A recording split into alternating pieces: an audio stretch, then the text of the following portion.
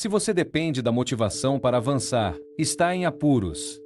Não porque a motivação seja ruim, mas porque ela não aparece quando você mais precisa. Ela aparece e desaparece sem aviso prévio. Um dia está lá, no outro não. E construir uma vida sólida sobre algo tão volátil é como tentar construir sobre areia. A maioria das pessoas acredita que o problema é não ter vontade suficiente. Que se encontrasse a motivação certa, tudo seria mais fácil. Mas a experiência mostra outra coisa. Mesmo pessoas muito motivadas desistem. Não porque perdem o desejo, mas porque o desejo não foi feito para se manter ao longo do tempo. A motivação serve para começar. Não serve para continuar. Funciona bem no início, quando tudo é novo, quando há entusiasmo, quando a mudança ainda não exige muito. Mas os hábitos importantes não são construídos nessa fase.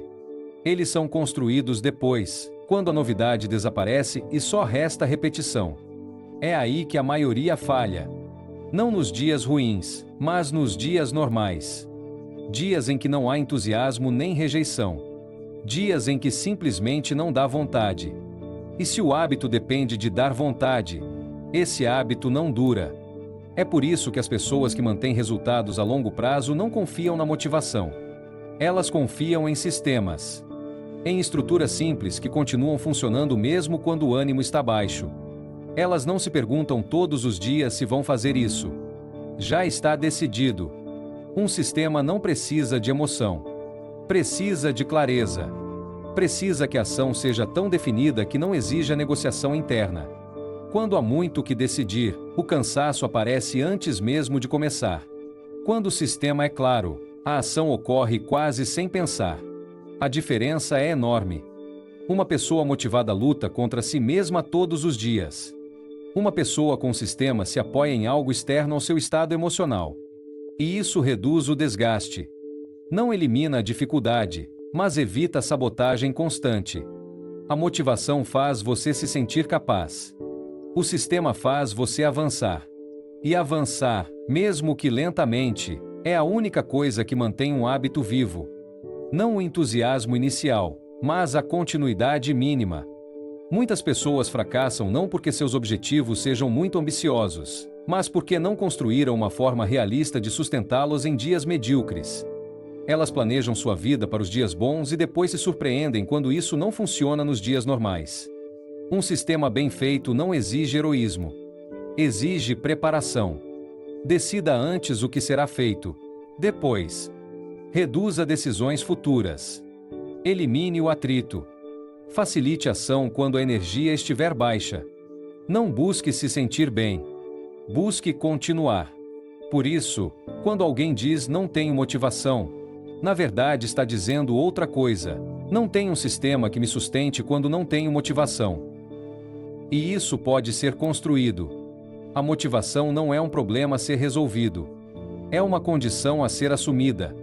Ela vai flutuar. Ela vai falhar. Ela vai desaparecer. Esperar que isso não aconteça é ingenuidade. Preparar-se para que isso não importe é inteligência. Quando o sistema é bem projetado, a motivação deixa de ser o motor principal. Ela se torna um extra. Algo que soma quando está presente, mas que não impede nada quando não aparece. E essa mudança altera completamente a relação com os hábitos. A partir daí, sustentar deixa de ser uma batalha diária e passa a ser uma questão prática. Não de força, mas de estrutura. Não de vontade, mas de decisões tomadas com antecedência. E esse é o ponto a partir do qual todo o resto começa a fazer sentido.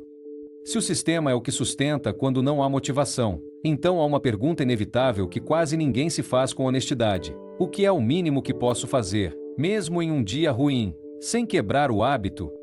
Não o ideal. Não o perfeito. Não o inspirador. O mínimo real. A maioria das pessoas projeta seus hábitos pensando em sua melhor versão. Nos dias com energia, com tempo, com foco. E depois se surpreende quando esse projeto não sobrevive à vida real. Porque a vida real não acontece em dias ideais. Acontece em dias cansativos, dias normais, dias em que tudo pesa um pouco mais. O mínimo viável diário não é uma versão pobre do hábito. É sua forma mais inteligente. É aquilo que, se feito, mantém o processo vivo. Não busca o máximo progresso. Busca continuidade. Porque sem continuidade não há nada para escalar depois. Aqui geralmente surge uma resistência silenciosa. Pensa-se que fazer pouco é enganar-se. Que se não for feito bem, é melhor não fazer. Mas esse pensamento confunde intensidade com eficácia. Fazer pouco, quando feito sempre, é infinitamente mais poderoso do que fazer muito de vez em quando. Um hábito não morre quando um dia se faz menos. Morre quando um dia não se faz nada e isso se normaliza. O mínimo viável existe para evitar esse ponto. Para que, mesmo nos dias em que tudo convida a parar, haja uma pequena ação que diga: continuo dentro. Esse mínimo tem que ser tão claro e tão baixo que não requeira negociação. Algo que não dependa do estado emocional. Algo que não precise de motivação. Algo que, mesmo com resistência, possa ser executado. Não porque se queira, mas porque é simples. Quando o mínimo está bem definido, algo interessante acontece. Na maioria dos dias, faz-se mais do que esse mínimo. Mas o mínimo continua a ser a referência. O piso. O ponto ao qual sempre se volta quando a energia diminui. E esse piso evita quedas longas. Muitas pessoas desistem não porque não conseguem continuar, mas porque, quando falham um dia, interpretam essa falha como uma ruptura total. Elas se punem, ficam frustradas e decidem começar bem outro dia. O mínimo viável quebra essa lógica. Permite voltar sem drama, sem julgamento, sem reinícios épicos. O hábito que sobrevive aos dias ruins é o único que realmente importa. Todo o resto é circunstancial. Porque os dias bons não precisam de ajuda. Os dias ruins, sim. E projetar apenas para os dias bons é projetar para falhar. O mínimo viável não busca resultados visíveis. Ele busca identidade. Ele busca manter o fio condutor. Ele busca preservar a relação com você mesmo.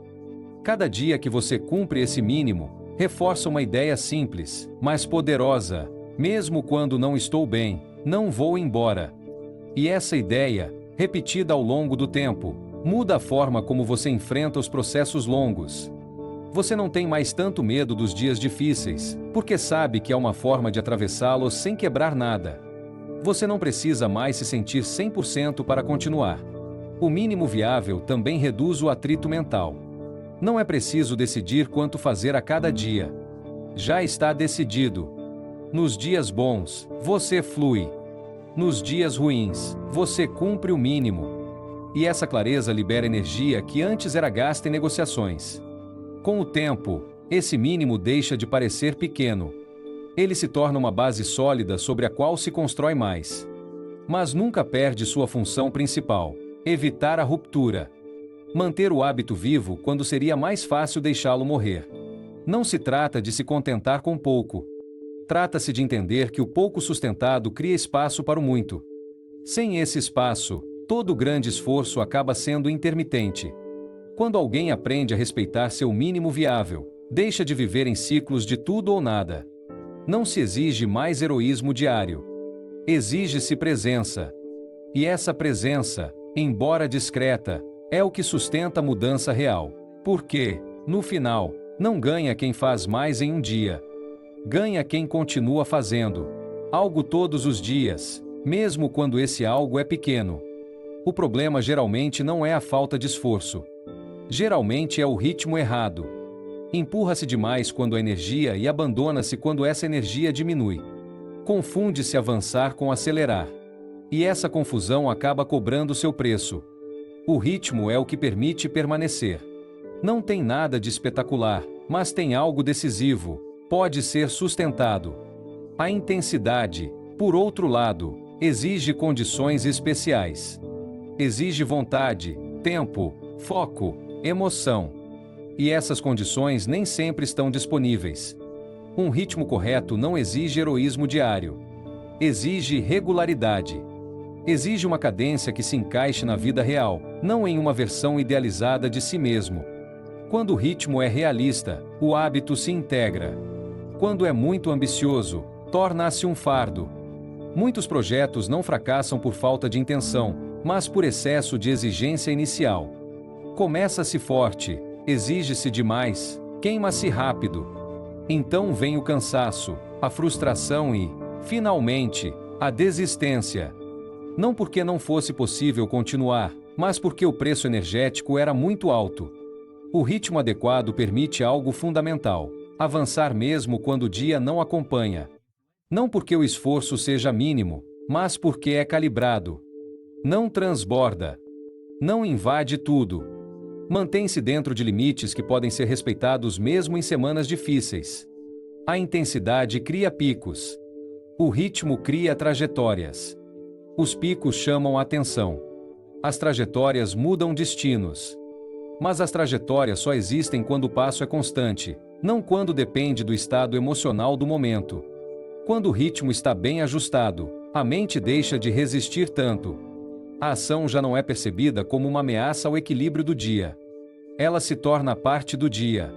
Algo que se faz sem dramatizar, sem negociar, sem adiar. Esse ajuste de ritmo também reduz o diálogo interno. Não é preciso decidir quanto dar a cada jornada. Já está decidido. Há um marco. Há uma referência. E essa clareza libera energia mental que antes se perdia em debates desnecessários. O hábito sustentado não se constrói empurrando com mais força, mas ajustando melhor. Removendo o excesso. Eliminando o atrito. Aceitando que avançar devagar não é retroceder. É avançar de uma forma que não quebra. Quem aprende a respeitar seu próprio ritmo deixa de viver em ciclos de arranque e abandono. Não precisa mais reiniciar constantemente. Não vive mais com a sensação de sempre começar do zero. Há continuidade. E essa continuidade cria uma sensação de estabilidade que não depende do entusiasmo.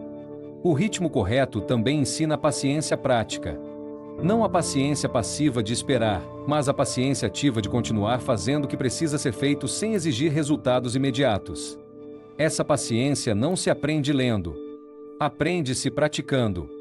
Quando o ritmo é mantido, mesmo sem intensidade, algo muda profundamente. O hábito deixa de ser um projeto e passa a ser parte da identidade. Não como um rótulo, mas como uma forma estável de agir. A partir daí, a motivação deixa de ser tão relevante. Ela pode subir ou descer, mas já não dirige. O sistema sustenta. O ritmo acompanha. E a ação continua. E quando a ação continua por tempo suficiente, a mudança deixa de ser uma promessa e começa a ser uma consequência. A constância não se perde quando tudo vai mal. Ela se perde quando tudo parece normal. Não quando há um problema evidente, não quando o cansaço é extremo ou algo se quebra. Ela se perde quando o dia passa sem sobressaltos, quando não há desculpas claras para não fazer o que deve ser feito, mas também não há uma urgência que impulsione.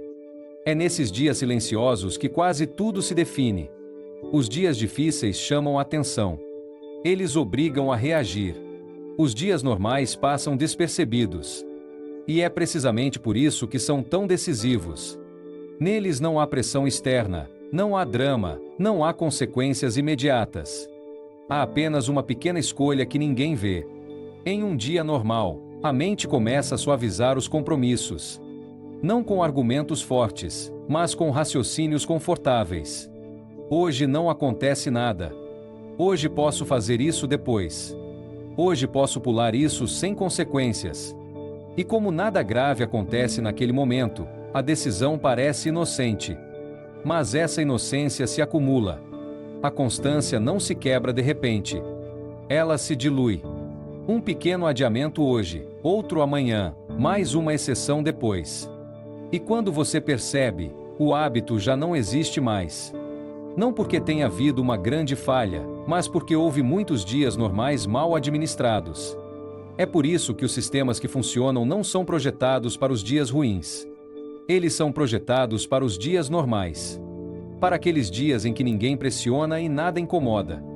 Dias em que a única diferença entre avançar ou estagnar é se você faz ou não aquela ação mínima que mantém o processo vivo. Quando alguém aprende a proteger a constância nos dias normais, os dias ruins deixam de ser uma ameaça. E os dias bons deixam de ser. Determinantes. Tudo se equilibra. O hábito não depende mais do contexto. Depende de uma decisão sustentada. É aí que a consistência se torna real. Não heróica, não intensa, não dramática. Real, integrada. Parte da vida cotidiana. E quando isso acontece, o progresso deixa de ser uma esperança e passa a ser uma consequência. A partir desse ponto, o importante não é mais nunca falhar. É saber o que fazer quando você falhar. Porque falhar vai acontecer. A diferença não está em evitá-lo, mas em se recuperar rapidamente sem se punir. E é aí que entramos agora. Recuperar-se rapidamente não tem a ver com fazer tudo perfeito. Tem a ver com não transformar um tropeço em uma identidade. Muitas pessoas não desistem por causa do erro em si, mas pelo que dizem a si mesmas depois de cometê-lo. O hábito não se quebra quando um dia não é cumprido. Ele é quebrado quando esse dia é interpretado como uma prova de incapacidade. É aí que surge uma das armadilhas mais silenciosas: o castigo interno. Você falha um dia e se culpa. Você se julga. Você promete que amanhã fará melhor, mas essa promessa vem carregada de pressão. E a pressão não ajuda a voltar. Pelo contrário, afasta. Quando o erro é vivido como uma falha pessoal, voltar se torna mais difícil. Porque você não está retomando uma ação, está tentando reparar uma imagem danificada de si mesmo. E isso pesa. Muito mais do que o hábito em si. Voltar rapidamente significa outra coisa. Significa tratar a falha como o que ela é, uma interrupção pontual, não uma sentença. Algo que se corrige, não algo que se dramatiza. O foco não está no porquê aconteceu, mas no que você faz depois. O hábito não precisa de perfeição. Precisa de continuidade. E a continuidade não exige nunca falhar. Exige não desaparecer quando você falha. Exige reduzir o tempo entre o tropeço e a próxima ação. Aqui há uma mudança importante de mentalidade. Em vez de pensar já que falhei, começo na segunda-feira. Pensa se falhei, então volto agora. Não amanhã. Não quando tiver vontade. Agora, mesmo que seja de forma mínima. Esse retorno rápido mantém intacta a identidade que você está construindo. Porque não é o erro que a define, mas a resposta. Cada vez que você volta sem se punir, reforça uma ideia poderosa: eu não me abandono. A punição interna geralmente vem disfarçada de exigência. Parece responsabilidade, mas na verdade é rigidez. Uma rigidez que não deixa margem para a vida real. E a vida real sempre interrompe. Sempre. Bagunça. Sempre coloca obstáculos inesperados. Um sistema saudável contempla o erro. Não o ignora, mas também não o amplifica. Ele sabe que haverá dias difíceis, semanas irregulares, momentos de cansaço. E é projetado para absorver esses impactos sem quebrar. Voltar rapidamente também requer humildade. Aceitar que nem sempre você vai cumprir o que esperava. Que haverá dias em que o mínimo viável será o único possível. E que isso está bem. Porque mantém o fio condutor. Quando o retorno é rápido, a falha perde peso. Não se acumula. Não gera uma narrativa. Não se torna uma desculpa. Simplesmente acontece. E o que acontece deixa de ter poder. Muitas pessoas ficam presas não pelo que fazem de errado, mas pelo tempo que levam para voltar. Elas se afastam por dias, semanas, meses. E quando tentam voltar, o hábito já não existe mais. Não porque era fraco, mas porque ficou muito tempo sem atenção. Voltar rapidamente é uma habilidade. É algo que se treina. Aprende-se reduzindo as expectativas após o fracasso. Não tentando compensar. Não fazendo mais para consertar. Simplesmente retomando. Esse gesto simples, repetido, muda a relação com os hábitos. Eles não são mais vividos como provas constantes, mas como processos vivos que admitem ajustes. E é essa flexibilidade que permite mantê-los ao longo do tempo. Quando alguém deixa de se punir por falhar, libera uma enorme quantidade de energia. Energia que antes se perdia em culpa, em reprovações, em recomeços forçados. Essa energia volta ao lugar certo, à ação. E a partir daí, a constância deixa de ser frágil. Não porque não haja falhas, mas porque há retorno. Sempre há retorno. É isso que mantém um hábito vivo durante anos. Não a ausência de erros, mas a capacidade de voltar sem se quebrar por dentro. Há um erro muito comum quando se fala de hábitos: acreditar que o problema é a falta de força. Pensa-se que, se fossemos mais fortes, mais disciplinados, mais determinados, tudo seria mais fácil. Na prática, a maioria das desistências não ocorre por fraqueza, mas por excesso de decisões. Cada decisão diária consome energia. Decidir se fazer ou não fazer. Decidir quando. Decidir como. Decidir se hoje conta ou não conta. E quando um hábito exige muitas decisões, acaba esgotando antes mesmo de começar. É por isso que os hábitos que se mantêm não dependem da força, dependem do design. Eles não exigem coragem todas as manhãs. Exigem menos perguntas. Quanto menos você tiver que decidir, menos oportunidades terá de negociar consigo mesmo. Eliminar decisões não significa perder liberdade. Significa protegê-la. Porque a verdadeira perda de liberdade ocorre quando você tem que se convencer todos os dias a fazer a mesma coisa. Isso desgasta. Isso cansa. Isso acaba por quebrar até mesmo as melhores intenções. Um hábito bem projetado já está decidido de antemão. Não se pergunta se hoje é o dia. É o dia. Não se pergunta quanto fazer. Está definido. Não se pergunta quando começar. Já tem o seu lugar. Essa clareza torna a ação quase automática. A força é necessária quando tudo está em aberto. Quando não há estrutura. Quando cada dia é um campo de batalha mental. O sistema existe para evitar essa batalha. Para que a ação ocorra mesmo quando a energia está baixa. Quando as decisões desnecessárias são eliminadas, o hábito deixa de parecer pesado. Não porque seja fácil, mas porque não compete com tudo o resto. Tem o seu espaço, a sua forma, o seu limite. E esse limite torna-o sustentável. Aqui surge um paradoxo interessante. Quanto mais simples é o sistema, mais probabilidades tem de se manter. Não porque seja pobre, mas porque se encaixa melhor na vida real. A complexidade exige atenção constante. A simplicidade se integra. Muitas pessoas desistem não porque o hábito seja difícil, mas porque é muito flexível, muito interpretável. Todos os dias ele se ajusta, muda, é negociado. E essa negociação constante acaba enfraquecendo-o. Um sistema claro não se adapta todos os dias ao estado de espírito. Ele se adapta à realidade geral da sua vida. E a partir daí se mantém. Não perfeito, mas presente. Eliminar decisões também reduz o peso emocional do hábito. Já não se vive como um teste diário de caráter. Vive-se como uma rotina estável. Algo que faz parte do dia, tal como outras coisas que não são questionadas.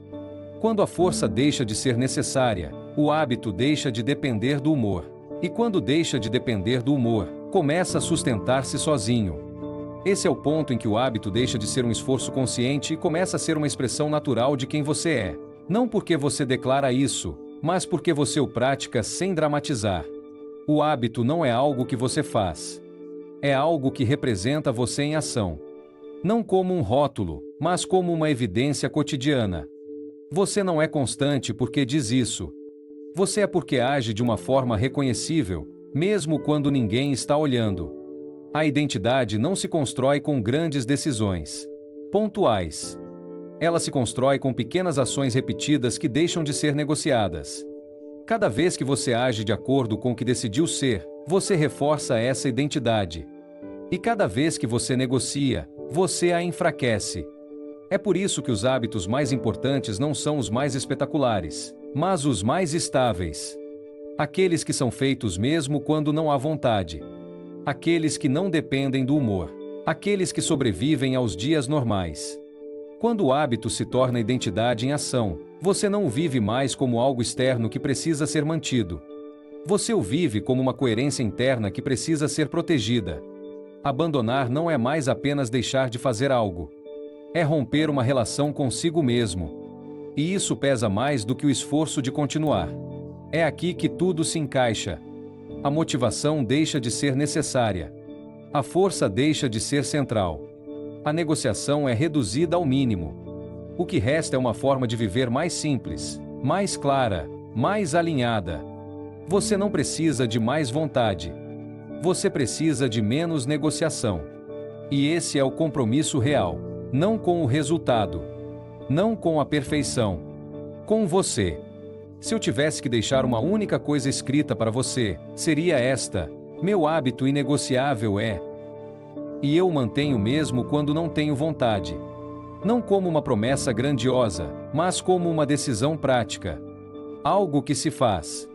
Algo que se repete. Algo que, com o tempo, acaba mudando tudo. Se este minicurso lhe serviu, não para se sentir melhor, mas para agir com mais clareza, certifique-se de seguir o canal e integrar isso em seu dia a dia. O que vem depois? Propósito, visão, legado, só se sustenta quando essa base está firme. Porque, no final, não ganha quem quer mais.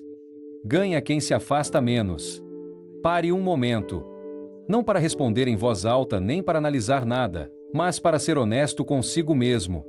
Observe em que momento você costuma começar a negociar consigo mesmo. Se isso acontece quando os dias ficam complicados ou, melhor dizendo, quando tudo parece normal e não há um motivo claro para falhar.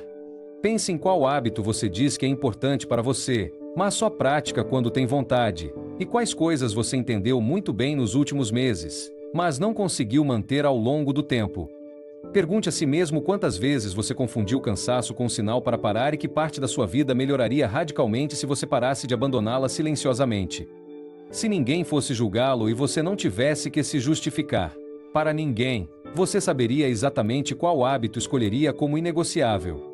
E talvez a pergunta mais incômoda de todas: se você continuar fazendo exatamente o mesmo que até agora, onde estará daqui a um ano?